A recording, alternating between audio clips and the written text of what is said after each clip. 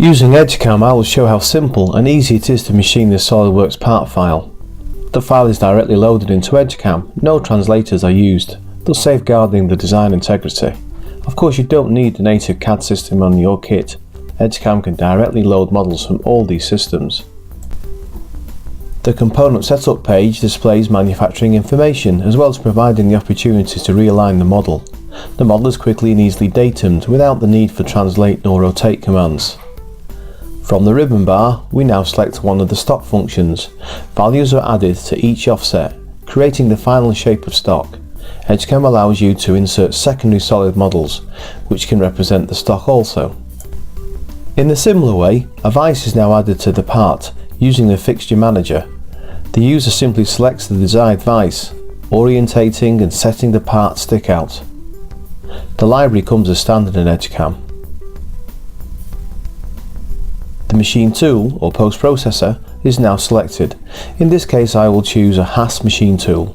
An array of machines are available as standard in EDGECAM, and moreover you can create your own post-processors free of charge using EDGECAM Code Wizard.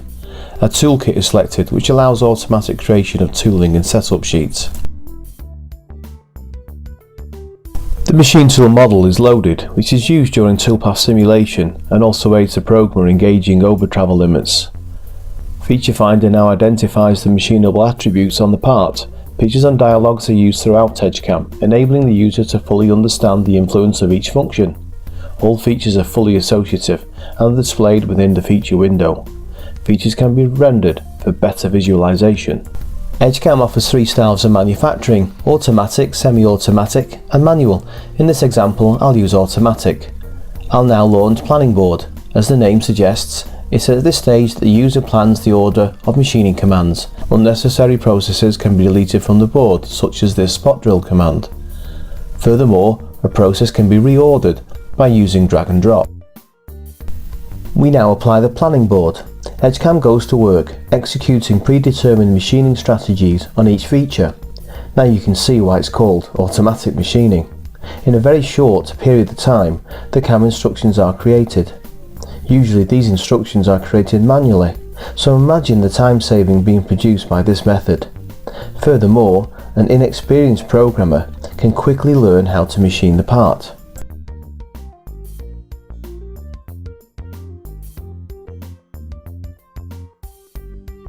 It's now time for the all-important machine simulation. Here the user scrutinizes the toolpath, but also checks that there are zero collisions. The machine tool model is also checked for possible collisions. The list of CAM instructions are displayed on the left hand side so the user can understand which cycle is at work. Here we can pause the playback, and by selecting the instruction further down the list we can effectively fast forward the playback. The CNC program is now generated. This program would have taken substantially longer to produce had we not used EDGECAM. In normal circumstances our task is complete. However, imagine now that at this late stage the designer informs you of a modification. Do you have to delete all the toolpaths and begin again? Not with EDGECAM. You simply use the reload facility, where the original model is now exchanged for the modified model. As the alteration affects the features, they will display in bold, thus drawing the user's attention. Notice that one feature is marked as orphaned. Specifically, the PCD with tapped holes has been replaced by plain holes. Let's see how EDGECAM copes with this situation. The CAM instructions are regenerated, seamlessly updating the toolpaths to the new shape of the model. However, as EDGECAM reaches the drill and tapped holes, it warns the user that the CAD features are missing. Thus, I will delete the offending CAM instructions.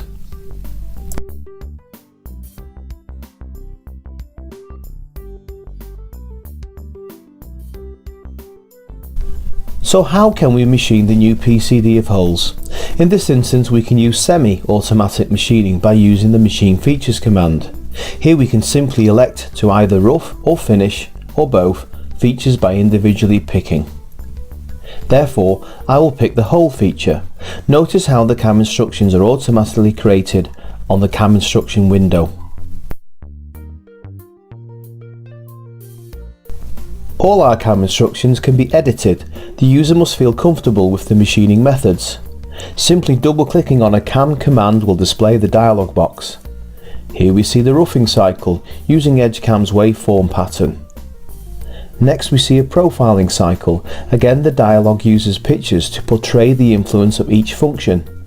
Using such visual aids accelerates the user's knowledge of the software. In practical terms, our work is only halfway done. How about the underside of the part, or its second end? There are features to be machined on the underside, plus the stock shape needs to be transferred to the second end. Well, we simply repeat the steps previously mentioned. Select Setup. This time I will choose a different machine tool post-processor. Moreover, I shall select the bottom datum or CPL as averse to the top, which was what we used on the first side. And I'll elect to switch off the vice, preferring to use a different vice for the second end. The new machine tool is introduced and the part is rotated 180 degrees. Using the same fixture manager, a new vice is introduced.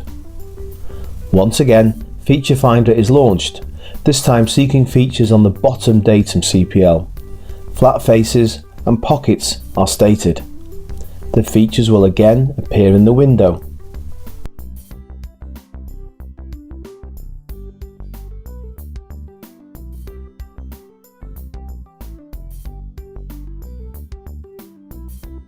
Using the semi-automatic method, the flat face is now rough machined. As EDGECAM has already updated the stock, and the toolpath is stock aware, we are guaranteed the most economical toolpath. You will notice how EDGECAM now creates more automatic CAM instructions in the window. Remember, the CAM data can and will be edited later.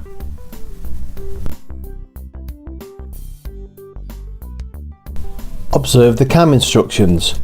By default, an 80mm diameter tool has been selected and a lace pattern used during the roughing cycle. However, by double-clicking the CAM instruction, it's easy to change this command. Here we see the full extent of the EDGECAM tool store and a 30mm face mill is selected instead. The lace pattern is now updated, taking into consideration the smaller diameter tool. The roughing cycle is now switched to a waveform pattern. This promotes high-speed machining strategy. The feed and speed and depth of cut are all increased significantly, thus reducing cycle time and thus boosting productivity.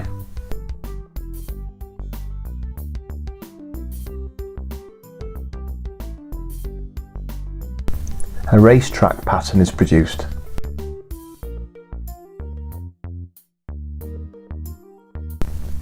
The toolpaths are again checked in the simulator, where the user requests to view only the second-hand machining toolpath.